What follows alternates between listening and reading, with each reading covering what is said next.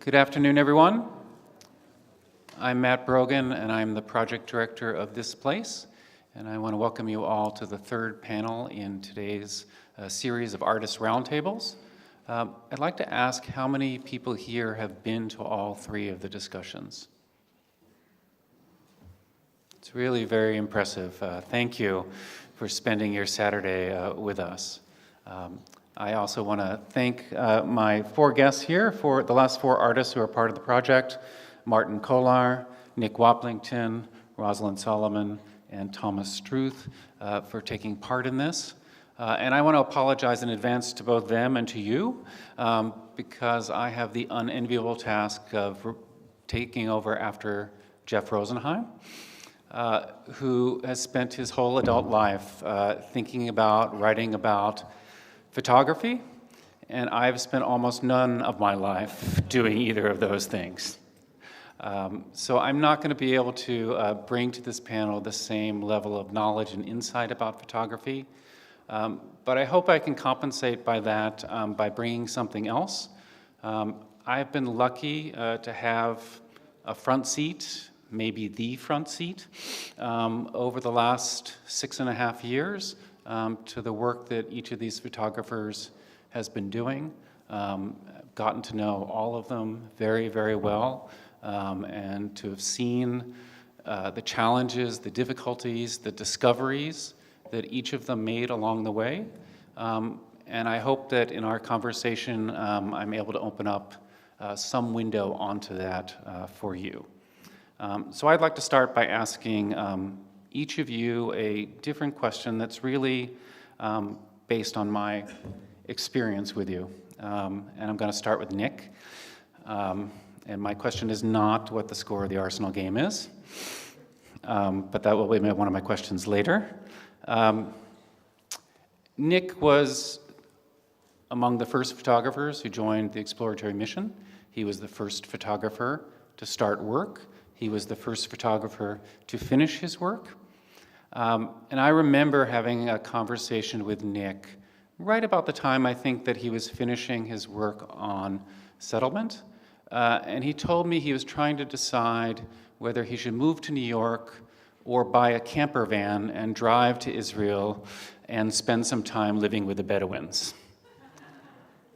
And my question for you, Nick, is how did you go from being a person who initially had really no interest in going to Israel, making work there, to being a person who in some ways can't stay away? The weather. Yeah, the weather's a lot better than England. So once I got there and I started to build up the tan, it was kind of quite easy to stay. I don't know, actually. I think that part of it is once I've been somewhere for a while, I kind of become comfortable, which is easy to do. It was very easy with Frederick's hospitality to have the free apartment with the studio I could paint in as well as take pictures and just hang out and work and go to the pub and watch football and get up and work and go to the pub and watch football on a kind of 7-day rolling basis. Quite suited me fine for a couple of years. But seriously, I think that obviously, you know, within what is quite a small area, there is so much of interest, both personally, politically, just the kind of friendships that I made, the people there, that it was very easy for me to find a number of different things to engage with, and I'd actually come out of quite a difficult period in my life, and so to immerse myself in work somewhere where there seemed to be an infinite amount of possibilities to make work, it was very easy to kind of stay for an indefinite period of time. Martin, you eventually titled your book Field Trip, but I remember very early on you saying that you were thinking about titling it Imagining the Past, Remembering the Future. And recently, just the other day, you said to me that the place is so steeped in history that one of the things that you wanted to try to do was actually deal with the future. And I wonder if you could talk a little bit about how you tried to do that in making your work. Yeah, it took me quite a while to find the final title, which is a field trip. And actually, that was I felt all time when I was in Israel that I'm in a field trip, because somehow, if I wouldn't be invited there, I wouldn't work there really. And I realized that all of us, there are so many people trying to find out, to find a solution about the place, and I realized that actually I don't know anything about the place somehow.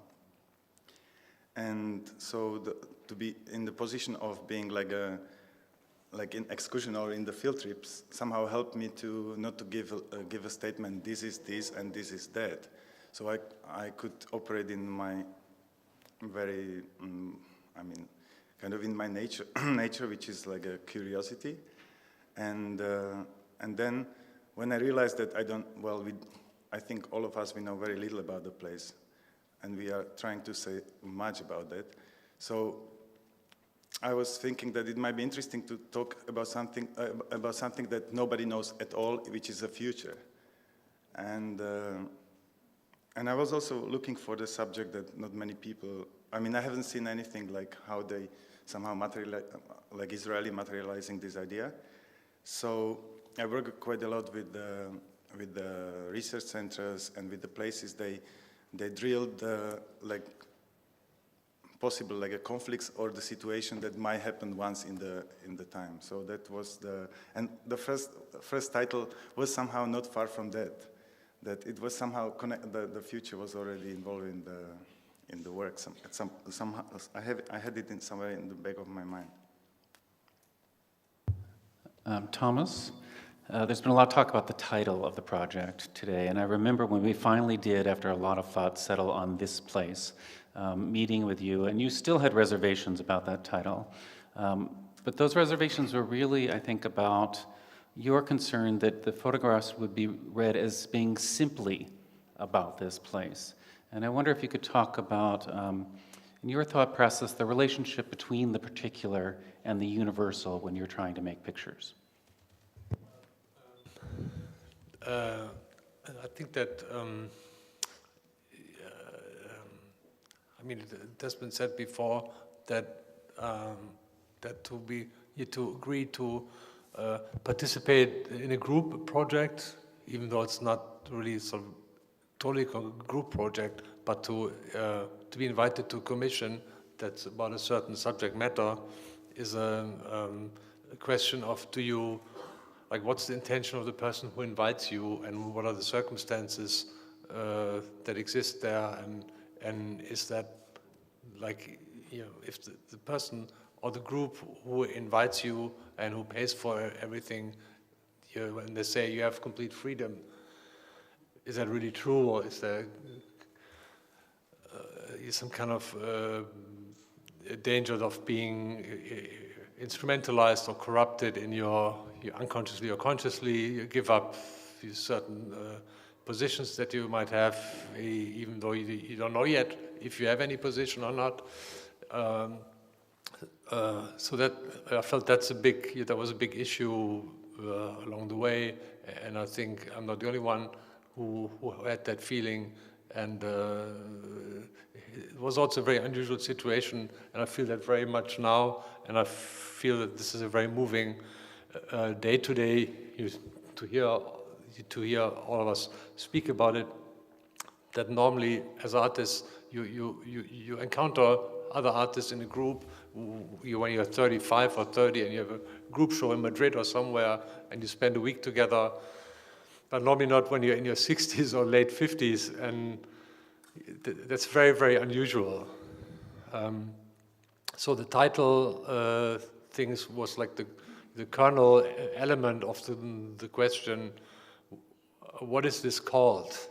And of course, Frederick, as the person who came up with this, had his title, The Archaeology of Fear and Desire, and he has a certain connection with language and silence and pictures in this triangle. That is his particular personality, and of course in every participant it's a very different relationship. So finally we had this meeting in Jerusalem that Frederick thankfully mentioned before, where we all got excited about Seam, and I was one of the people who thought that was a fantastic title because it was like two things. It's about what the relationship between the two things are, where they meet. But then somehow, not hearing anything for many months, then I heard it's not Seam anymore because a strange guy from Winterthur came along and said, this is nonsense, it should be called This Place. I was really furious and said, what is this? We met 12 people and decided it's Seam, and then somebody from the outside comes and says this, that doesn't count. So I dealt with this, and we had a meeting in New York where it was like, are you crazy? What are you doing? That's terrible. But then eventually, I tried to look at it from a different side, and my wife, who's American, said to me, well, Seam is maybe not what you think it sounds like, because I'm not a native English speaker. So slowly I said, yeah, that seems to be the place. This place seems to be the place of the title. I think the problem is, I believe, and again, I take the place of trying to speak for everybody, which Gilles 2 days ago said he doesn't want to do that, he speaks for himself. But I think that, in the first place for myself, but I have the impression that was a uniting thing in this group of individuals that we maybe, I have a longing.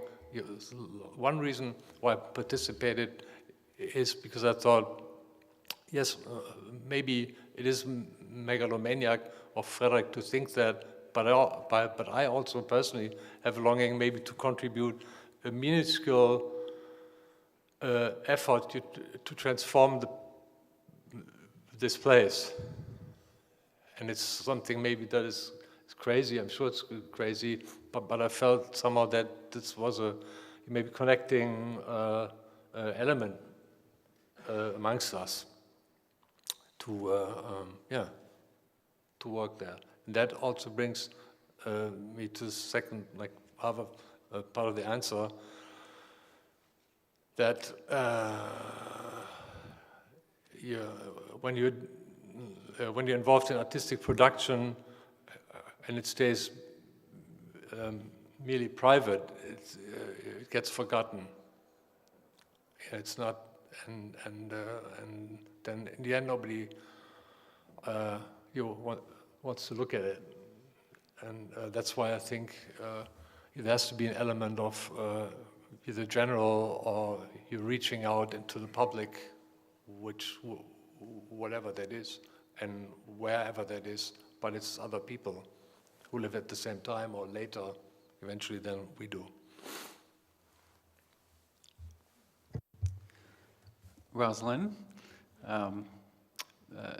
people sometimes note that you're the most senior of our photographers, but I want to say from my experience that you are probably, if not the most, one of the most adventurous of our photographers. You are the one person who spent a lot of time in Israel and the West Bank traveling by bus. And a few weeks ago, I had the privilege to see you perform your book on stage, which I don't know that many of the other photographers would take on.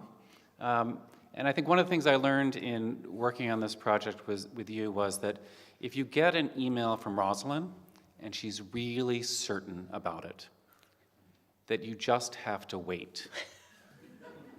Because 15 minutes later, you are going to get another email where she is questioning the certainty that she just had. And it can go and go and go. There's a kind of relentless questioning that I think is not just part of your personality, but part of your work. And I would like you to maybe talk a little bit about how that helped your project to evolve over time from one idea to, in many ways, many ideas. Well, when I began, I wasn't really sure of what I was going to do, and that's actually how I've functioned in most of the places that I have worked. It's often how I function, just going somewhere and with some kind of an idea of where I should go, and then starting to photograph, and one thing leads me to another. And I knew when I began that I wanted to photograph people, and that I wanted to meet as many different kinds of people as I could. And it was really important to me to, that I would have a chance to spend some time on the West Bank. I had never worked in a Muslim culture before, and so when I went to Jenin, I had a pretty amazing experience there, and I was welcomed, and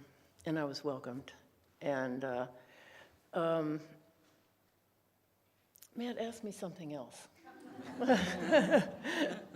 Okay, I'll come back to you with something Okay. else. Okay. One of the things that holds this project together is that all of the photographers come from the outside. And in fact, they come from many different countries and cultures. And in fact, the 4 people here with me all come from different countries and bring different sort of personal narratives with them to the work and the project. And I want to ask each of them how they felt what they brought to the project, as who they were, their culture, their personal history, impacted the way that they made pictures. And Martin, maybe I'd start with you, because at the end of your book, you wrote a very short little text where you really talk about how you grew up and how that affected the way that you made pictures in Israel.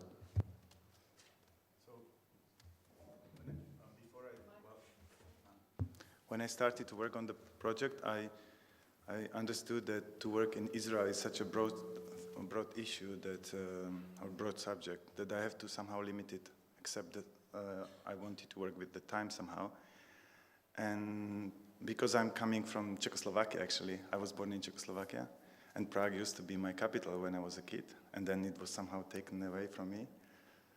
And I appeared to be in a country with different capital, with different money and so on. And I understood, and the country was split up in '93 when I was like 21 or something like that. And when I came to Israel, I realized that somehow, and obviously the conflict is connected to those 2 sides, and actually they are divided by a fence. And so I literally saw like 2 countries there somehow. And then I decided to, because I somehow ended up in one country, so I decided to work only in one space. I mean, and I chosen Israel because somehow, well, for many reasons I've done it. And then I understood. Then I realized the second thing, which actually struck me, and it's connected to your question, that up to age of 18, when I grow up, I've never been abroad. All my 18 years almost like were sitting in Czechoslovakia, because country was like basically surrounded by a fence in a way, and I couldn't. Well, my family and me, we couldn't travel. And when I landed first time in Israel, it was like many years before this project. It was 2007 or something like that. I understood that there is the only way how to get inside the country, which was actually is like, obviously there are other options, but like most obvious way is to come by plane. And I physically could sense the limits of the country from inside. So I could see I could sense the fence as a natural border, and I could see the neighboring state as somehow like a place not to go. And this limit of a physical space somehow reminded me what I experienced when I was a kid. That's what I wrote in my book. Yeah, maybe that's it. Thanks. And Nick, you were saying to me the other day that while you've done many different projects and art projects, that in some way you often find yourself photographing people who are very much like you in some way. You sort of find your own community wherever you go. And I wonder if you could talk about how that was true with the settlers who on the face of it seemed like they would be quite different from you. Well, from spending time in the settlements, I kind of realized that each settlement has its own kind of identity and its own kind of group. That some of the settlements are secular, some are religious, some have a split 50-50. There are some that have fences, there's some that don't have fences, some where they work with the local Palestinians and the Bedouins, some where they're fighting with the local Palestinians and Bedouin. It was interesting for me to sort of go around and see the different settlements and kind of see what they were about, because before I went to the West Bank, I just presumed that, you know, settlements were kind of a large homogenous group. I think my second trip there, I went to a settlement in Gush Etzion called Batain with one of the tutors from the Betzalel Art Academy, and I was really struck by the beauty of the place, and I felt like I needed to go back. This was a place where on one side the settlers would be like, you know, wearing Levi's and Birkenstocks and hanging out growing organic vegetables and riding bareback horses, but they'd also be carrying guns and fighting with the Palestinians in the local village. And there was this kind of duality that interested me and made me kind of want to return to work in the settlements again. And Rosalind, your book is titled Them, and in some ways, I think, or you tell me, but I think in some ways, what you brought to it was almost this desire to find the them and to see the difference and to be able to photograph this sense of difference. Well, I think I wanted to bring out the fact that all of us are them. And we all find when people talk about others as being them, there's a degree of separation immediately. And I felt that there was a tremendous amount of division, not only between Israelis and Palestinians, but also with Africans and the Africans who lived there, and various communities of Africans, from Ethiopians to people from Sierra Leone and Ghana. And also, one of the things that I was interested in were the Christian pilgrims. And I thought that very few people have a strong awareness of how important how many pilgrims come to Israel. I found out that there were 4,000 people from Ghana who come every year on pilgrimage. And so these different groups were interesting to me, and there is separation between all of them. Thomas, I know when we've talked in the past about sort of why you decided to accept the invitation, that one of the things you often mention is the fact that you're from Germany, and that maybe that was not an insignificant fact in your decision to come, and maybe the way that you went about your work. I wonder if you could talk a little bit about that. Well, I think that, I had a few invitations, maybe 2 or 3, to come to Israel before, because there was a group show that included some of my work at the museum in Haifa, but I was always afraid to go, partly because I thought, that it might be dangerous or something like that. And there was actually that one invitation, the people told me, no, there's no, this is a totally peaceful area, and then, but I didn't believe that, and 6 months later there was a suicide attack on the beach in the place that I was invited to go to.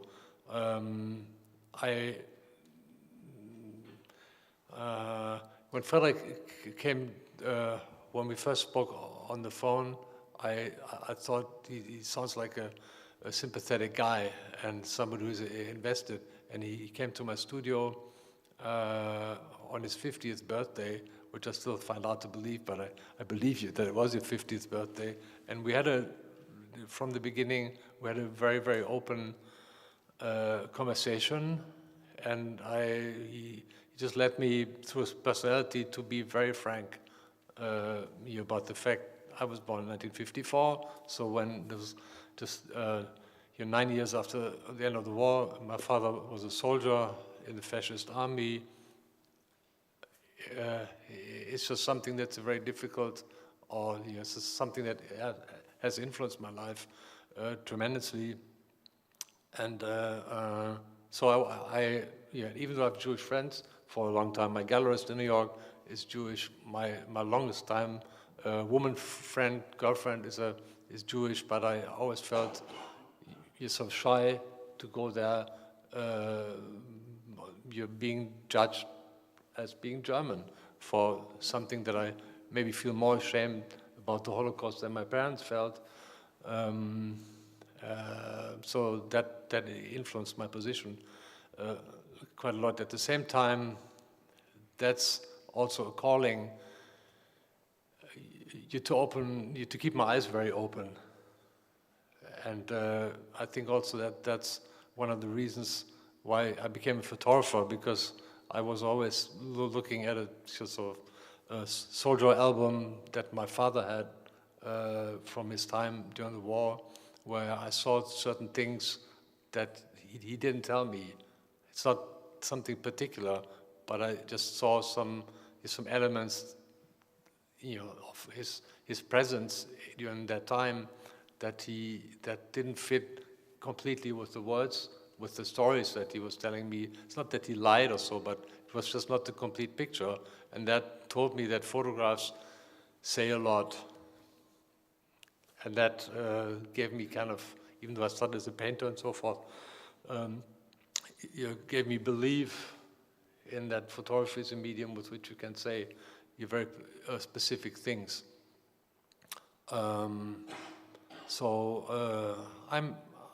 have to say I'm very thankful for this invitation to Frederick, especially because it gave me opportunity to get in touch and to go to the country, to meet many people, to be there, and to sort of look for myself what it is and be in touch, which is always a good thing, not to be prejudiced. Rosalind, I wanted to ask you. Thank you. You were known for taking portraits, and you took many portraits as part of your project here, but you also decided to include several landscapes and architectural photos, and I wonder if you could talk about why those were important to you. Because I found them metaphoric for situations, and I photographed a very obvious thing, which was the wall, and a broken down car, and which symbolized, obviously, the situation to me. And I also photographed plastic chairs and a martyr's picture in a Palestinian refugee center. So those were important to me as little punctuations, I suppose.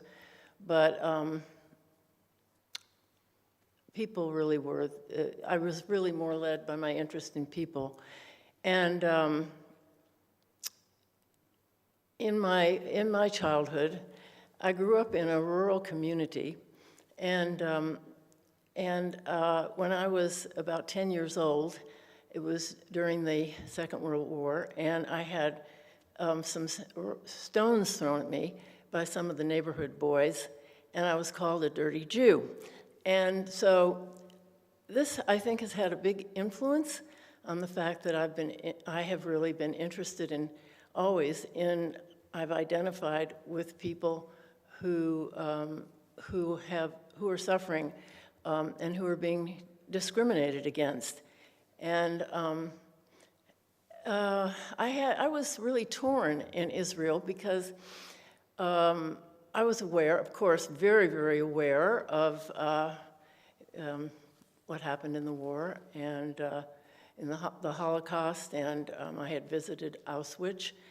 And at the same time, I was extremely conflicted about, because of the current political situation, the government in Israel, which I felt and I feel that they have not, are not considering the ethics of Judaism. And so I was kind of pulled in all kinds of directions and felt pretty stressed while I was there. Nick, I wanted to ask you, what was the response from the settlers to your project? You photographed, I think, more than 200 settlements.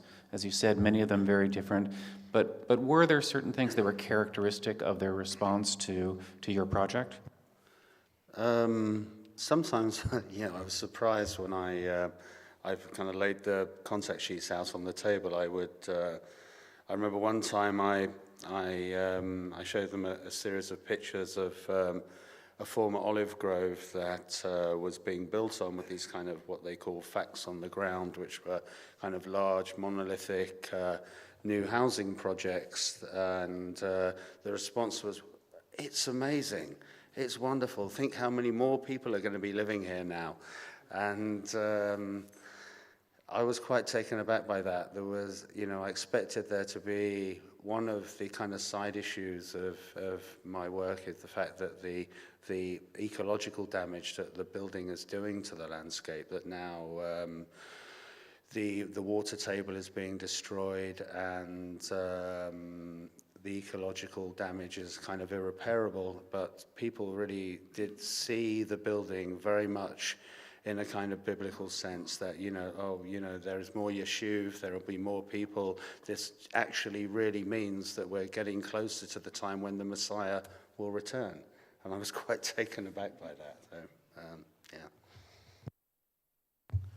So, Martin, we talked about this before, that you also are a filmmaker and work on film, and that in your pictures you're often very interested in a narrative, but not necessarily a narrative that's easy for people to figure out. And I'd like you to talk maybe a little bit about that idea and what you're striving for when you're making pictures.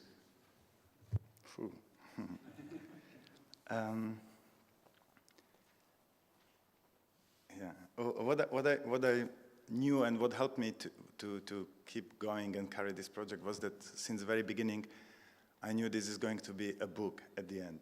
So that helped me to build the structure of the book along as the work was growing in my studio, which I was sticking the pictures on the wall, and the final edit has been done with the help of my friends. They not coming from the photography background, but from the film background, and I work with the film directors and editors to make a edit of the book. So somehow this my traces from the film background went to, I somehow moved them to the book or used them, and that's very true. That when I think about the pictures, that I'm thinking of them in two parameters. That one is that each individual picture should contain a story, but on the other hand, the whole body of work somehow supposed to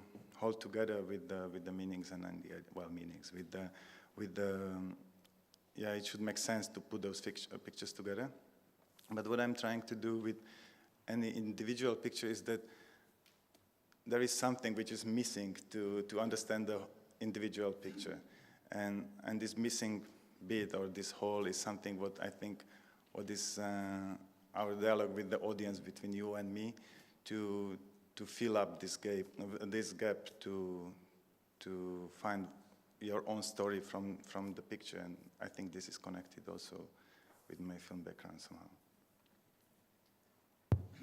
Thomas, I remember sitting with you one morning at breakfast at Mishkanot in Jerusalem, and you cursing because it was yet another sunny day.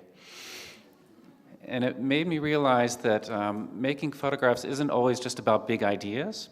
It's also about problem solving and technical issues. And I wonder if you could talk a little bit about your photograph of the church in Nazareth and the work really that you had to do to solve the problem of making that picture. What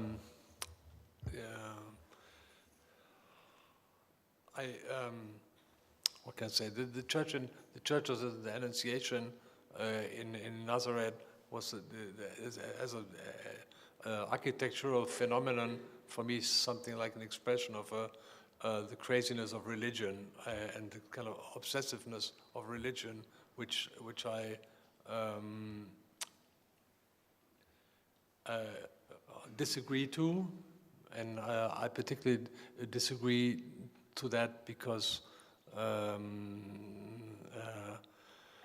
think if the God, whoever God it is so generous and so loving and so almighty and so, how can I say, so intelligent, then he or she cannot be small-minded, and not tunnel-minded.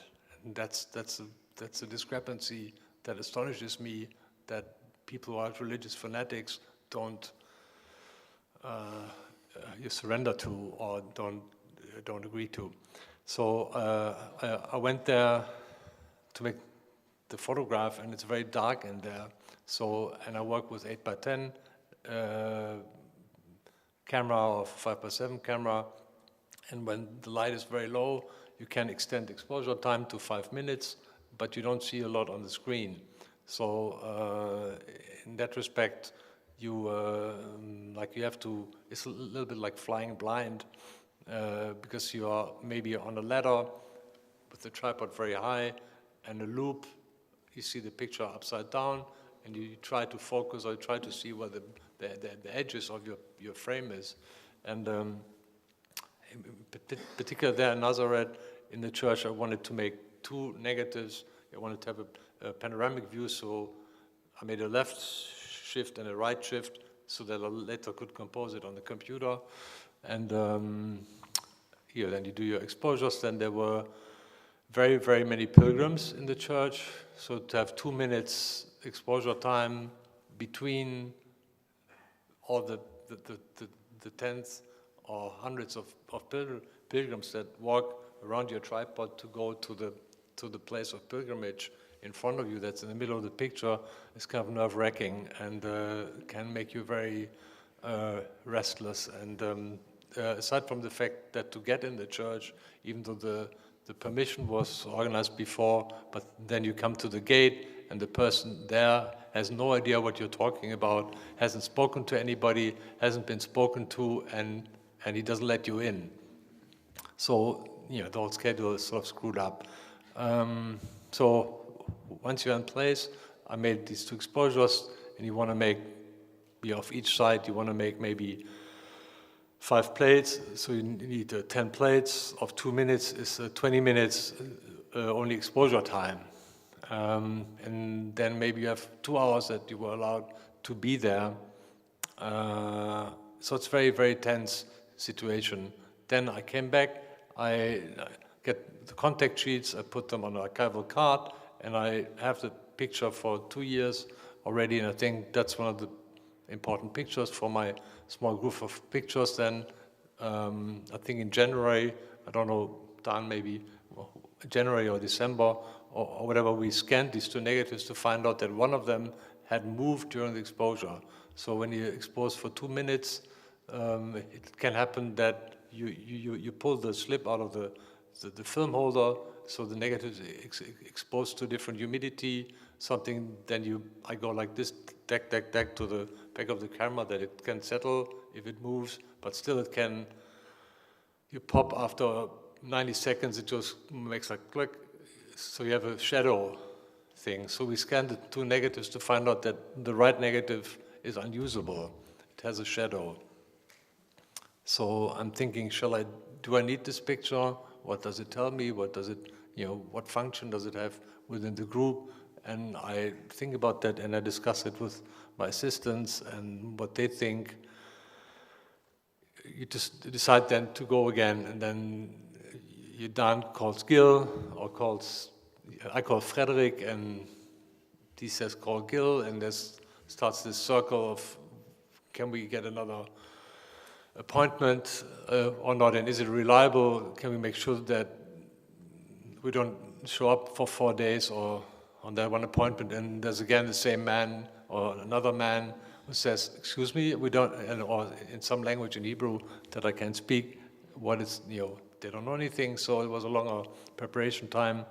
But finally we got there, Dan and I, in May for 4 days.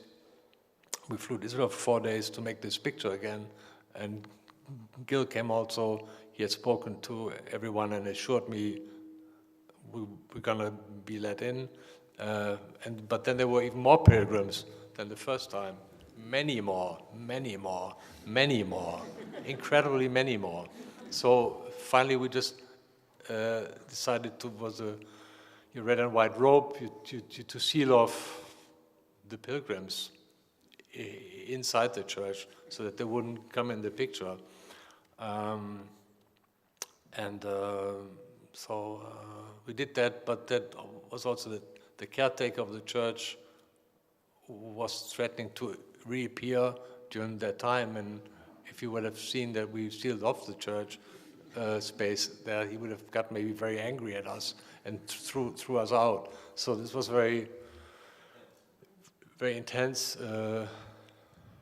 Then when we came back, I found out that it was not exactly the same frame that I made the first time, and it was not really exactly as good as the first one, but it was still good enough to become a picture. But also the focus was not really exactly right, and I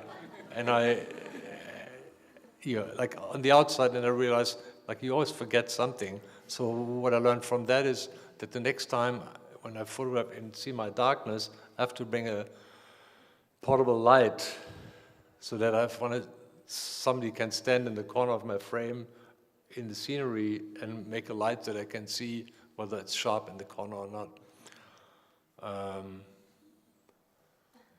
And then I would like to say something. When I started with painting and drawing, and I went to museums, especially in the Rhineland, from when I was 12 years old or 13 years old, and it always mesmerized me why works of art or certain works of art are just good.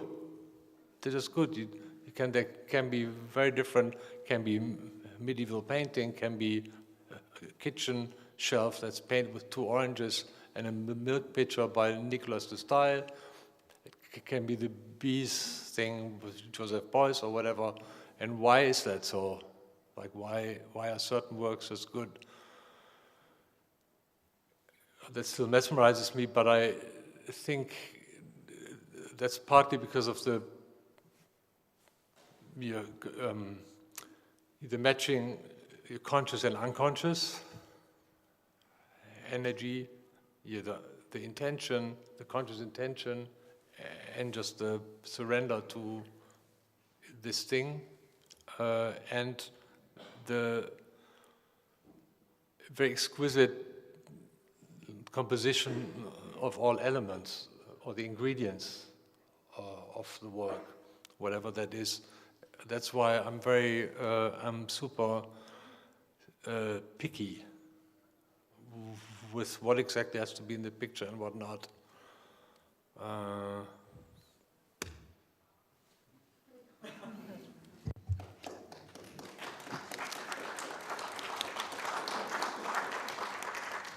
We've talked a lot about process and the work, but I'd like to end my part, the formal part, by asking you actually about the end. You've all worked on this project for many, many years, and here we are finally with this project, your own individual projects. and the collaborative project being realized here in this museum. And I just want to ask you just a very simple question, each of you, is how do you feel that we're finally here? And maybe Rosalind, I'll start with you. I feel very excited about it. I'm not only excited about what the entire project has to say, but also about having had the opportunity to be collegial, which is something that I never did before, to tell you the truth. I always stayed very much by myself. I haven't even shared a lot of my work until it just is absolutely ready. And this has been a totally different experience. And I feel I'm really so pleased to be part of something as astounding as this is, and to have the experience of being with all of my colleagues. For me, it's an ongoing process. The settlement book is only part of the work that I made while I was living in Jerusalem. I'm still sorting and sifting through a lot more work. This winter, once we get to the kind of -10 temperatures in New York, I'm working with someone on editing and putting together the next phase of the work that I initiated while I was living there. The next phase will bring in more of the painting and sculpture, and the photos will start to come together with the photographs. So for me, it's an ongoing thing, and I'm looking forward to getting back to it again. Martin? So I was involved in this project, as all of us, for 7 years. So I'm glad it's over. And yesterday was like a day for me. It's done. And what I'm really happy that well, there are many things, especially in the book, that I'm pretty happy how it ended up. But also I realized that I could do it much better. And so the next work I'll try to do even better than this one. Thomas? I think the next step, I see the next venues. You know, I think you know, I could imagine that all the other venues of the exhibition could be much different from this one.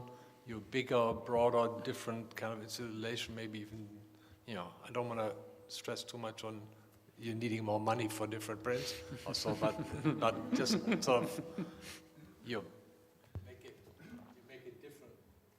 know, make it different despite, you know, not regarding the question whether many people will see all the venues, but it's just sort of a material that, you know, that should be you massaged and you reconsidered and reinterpreted as we go along.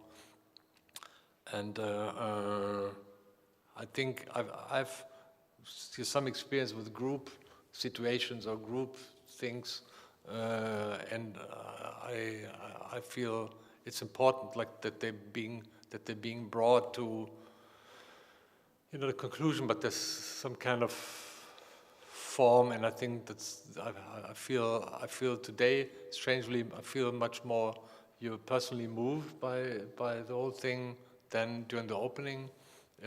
Maybe because everybody speaks, which we normally don't like very much, otherwise we wouldn't have become visual artists. And thank you, Jungjing, that you presented that in such a touching manner. So I'm very pleased that it came so far, and I think that's a very healthy thing. I'm sort of happy and glad that that the generosity and the fairly unconditionally committed attitude of the sponsors was really true. I found that really very touching. So, and beyond that, I don't know. I don't know whether I'm going to make more pictures, but I'm excited for the next venues so far. Thank you all. I think we'll now take some questions from the audience, and I think there'll be someone coming around with a microphone.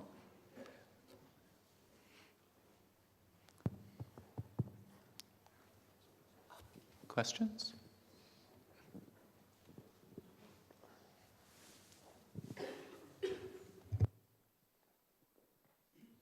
Hi, my name is Teresa. I'm here from Prague. I actually work in conflict zones. I haven't been to West Bank. So kind of bearing on that experience of mine, I wanted to ask, you know, West Bank and Israel and settlement areas have lived under this shadow of conflict. There's been a lot of people coming to write about it, to take pictures, a lot of scrutiny. How did that play into your experience there? Did you feel that the place was kind of open to you, or did you feel a resistance from people, from the environment, against kind of being documented and portrayed again? And, yeah. Who's the question for? I'll actually, anyone who wants to volunteer. One of the things that might be worth noting is that the period that we were working there, at least it was, one of the quietest periods, I think, in Israel and the West Bank for a number of years. I know that I benefited from that. I was able to travel around the West Bank in and out of the Palestinian cities and go wherever I wanted without or very little trouble from anyone, be it the security forces or the police or the Palestinians or the Bedouin. I think that since the war in Gaza earlier this year, I don't think it wouldn't actually be possible for me to make the work now that I made, between 2007 and 2012.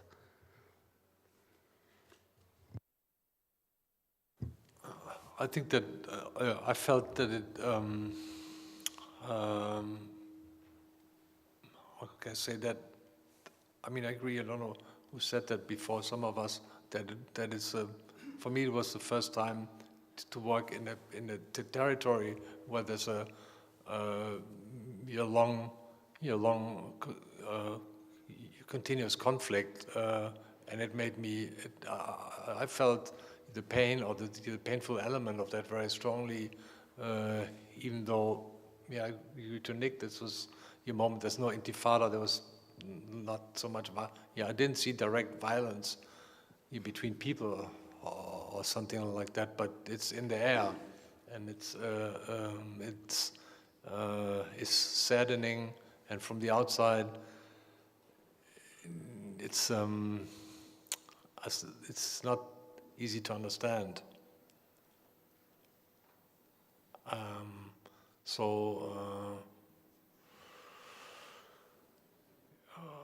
There's also simple facts that, for example, you couldn't go with one of the Israeli assistants to Ramallah, for example, because it was the danger of being kidnapped would have been too high. So that's just one example that what made it very present, that there's a problem.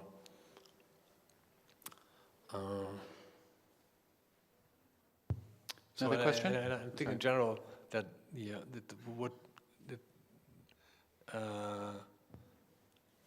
this topic between Israel and Palestine has a presence in my life practically through the media since I started to think consciously about politics of a larger dimension since I was 10 years old, and it's practically every week or it's a continuous subject matter, and it's really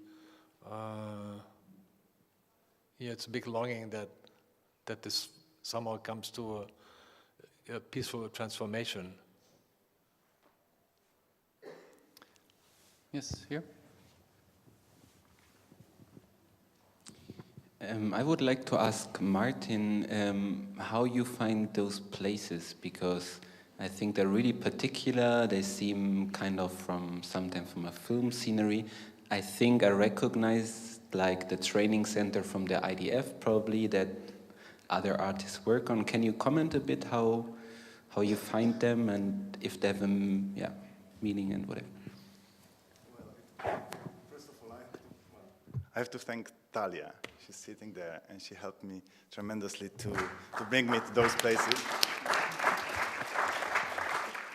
So we had when I came there, I brought with me like long list of the locations I would like to see, and yeah, she managed us to come there. So that was what happened to us, that it took us months and months to be able to photograph on those places in many cases. Usually it started like when we wrote the letter, the first answer was like, no way. I mean, there is no chance to photograph there.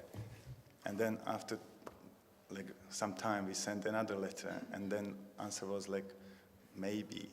And then we sent another letter, and it was like, let's see what would be possible. And then we got like conditions that many times I wouldn't expect that would be possible. So we could do whatever we wanted. We could return, and it was, once we got in, it was really easy. Questions? Back here in the corner.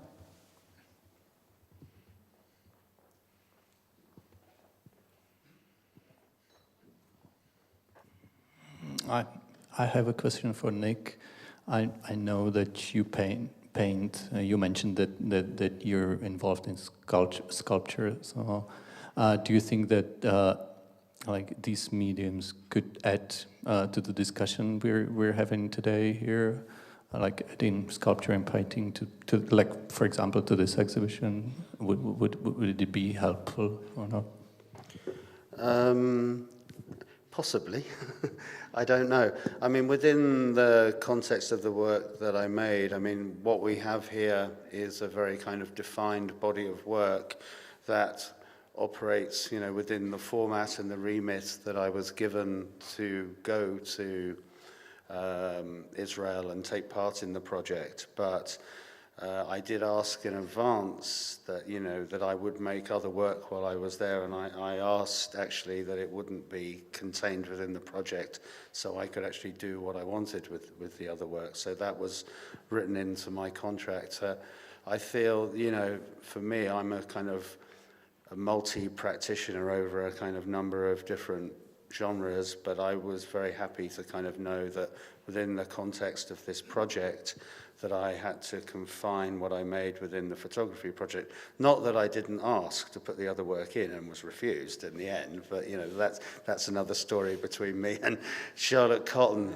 I did attempt to, and I do feel that that my photographs would have worked better with the sculptural objects that I intended them to be shown with, but that just means that hopefully at some point in the future I'll be able to do that. Maybe in Tel Aviv.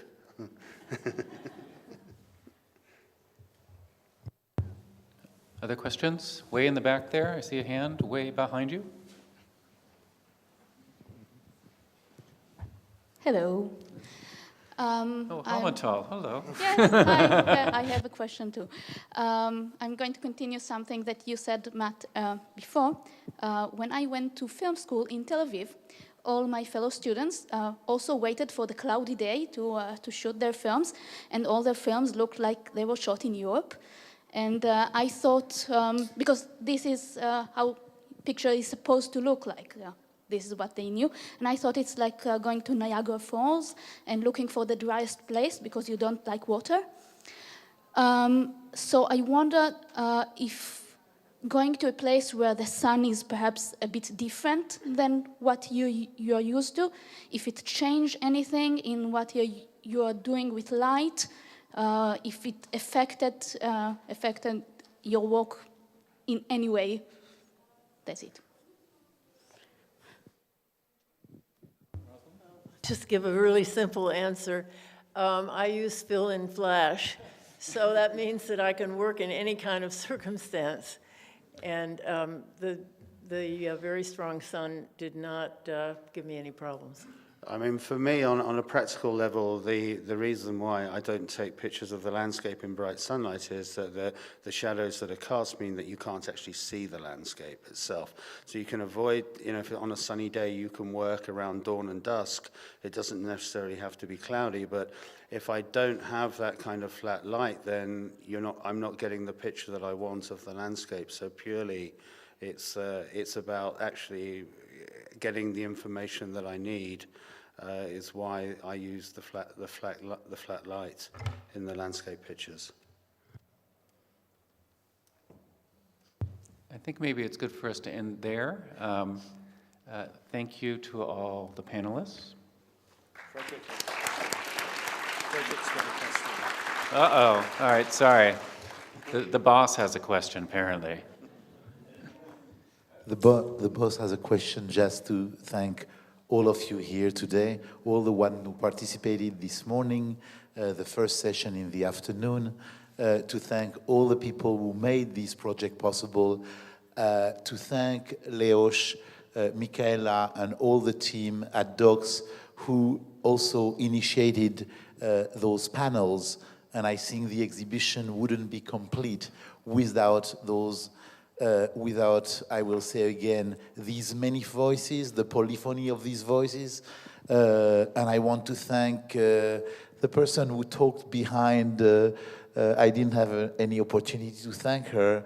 Hamutal was basically the executive producer of this entire project over a period of 4 years. So thank you, Hamutal.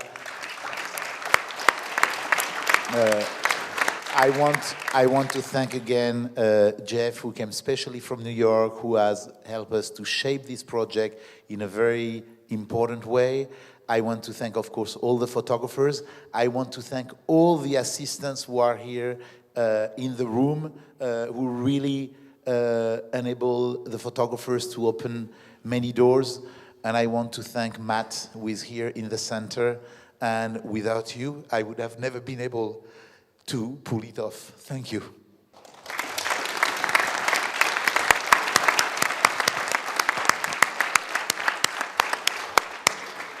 I just want to say that we're very lucky with this last panel. We didn't plan it this way, but we're very lucky that all 4 of the participants in this panel have published their books. And they will all be downstairs signing their books along with the general catalog. So we hope that you'll join us downstairs to get your books signed and also to ask any final questions you might have. Thank you all for coming, and thanks for spending the day with us.